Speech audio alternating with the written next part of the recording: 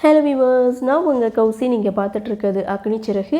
இன்றைக்கி எபிசோடுக்கான ரிவ்யூ என்ன அப்படின்றத பார்க்கலாம்.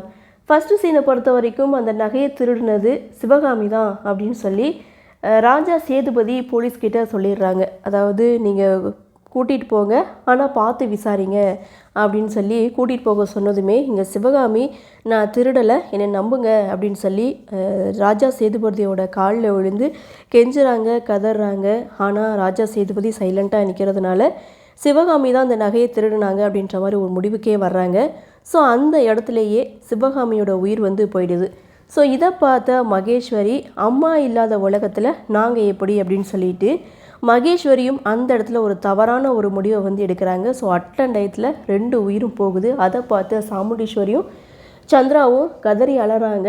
அம்மா போன சோகத்தையே எங்களால் தாங்க முடியலை, இப்போ நீயும் போயிட்டியே அப்படின்னு சொல்லி மகேஸ்வரி அம்மா 2 பேரும் இறந்ததை நினச்சி ரொம்பவே ஃபீல் பண்ணுறாங்க. இந்த விஷயம் எல்லாத்தையும் தன்னுடைய ஃபேமிலிக்கிட்ட ஒரு குட்டி ஃப்ளாஷ்பேக் சீனாக தான் எடுத்து சொல்லிகிட்டு இருக்காங்க சாமுண்டீஸ்வரி.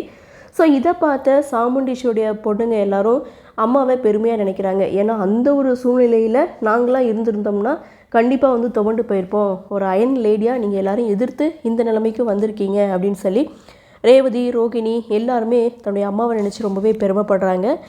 அடுத்த சீன் அப்படின்னு பார்க்கும்போது சாமுண்டீஸ்வரி, சந்திரா இவங்க 2 பேரும் வீட்டில் அழுதுட்டு இருக்காங்க.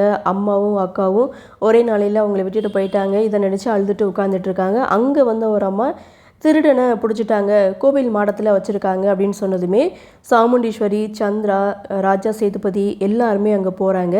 அப்போது சிவனாண்டியோட அப்பா தான் அந்த நகையை திருடியிருப்பார். ஸோ அக்யூஸ்ட் பிடிச்சிட்டாங்க. கோயில் நகையை திருடிட்டு போகும்போது ஒளியிறப்போ சிவகாமி வீட்டில் ஒரு நகை விழுந்திருக்கு.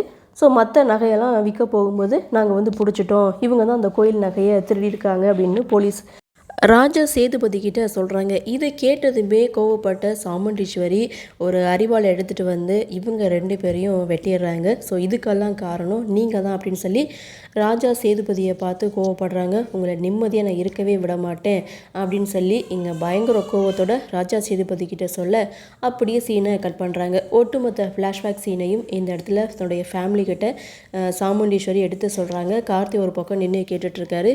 இப்போ புரியுதா நான் எதுக்காக ஆம்பளைங்களை இருக்கிறேன் அப்படின்னு சொல்லி இங்கே தன்னுடைய பொண்ணுங்க கிட்ட சொல்லும்போது 4 பொண்ணுங்களும் சாமுண்டீஸ்வரியை ஓடி போய் ஹக் பண்ணிக்கிறாங்க. இதோட எபிசோட முடிச்சிருக்காங்க. அடுத்து என்ன நடக்கும் அப்படின்ற ஒரு எதிர்பார்ப்பு. ஒரு வழியாக கார்த்திக்கு எதனால் அவங்க அந்த குடும்பத்தை வெறுக்கிறாங்க அப்படின்ற காரணம் தெரிஞ்சிடுச்சு. இதுக்கப்புறம் எப்படி குடும்பத்தை ஒன்று சேர்க்க போகிறாங்க அப்படின்ற ஒரு எதிர்பார்ப்பு. பார்க்கலாம் அடுத்தடுத்து என்ன மாதிரியான சுவாரஸ்யத்தோடு கதைக்கள நகர்வை கொண்டு வராங்க அப்படின்றத நாமளும் பொறுத்திருந்து பார்க்கலாம். இன்றைய பகுதி பற்றின உங்களுடைய கருத்தை வழக்கம் போல் கமெண்ட் செக்ஷனில் பதிவு பண்ணுங்கள். இந்த வீடியோ உங்களுக்கு பிடிச்சிருந்தா லைக் பண்ணுங்கள், ஷேர் பண்ணுங்கள், மறக்காமல் நம்ம சேனலை சப்ஸ்கிரைப் பண்ணிக்கிறீங்கன்னு சொல்லி இந்த வீடியோவிலேருந்து விடைபெறுகிறேன். நன்றி, வணக்கம்.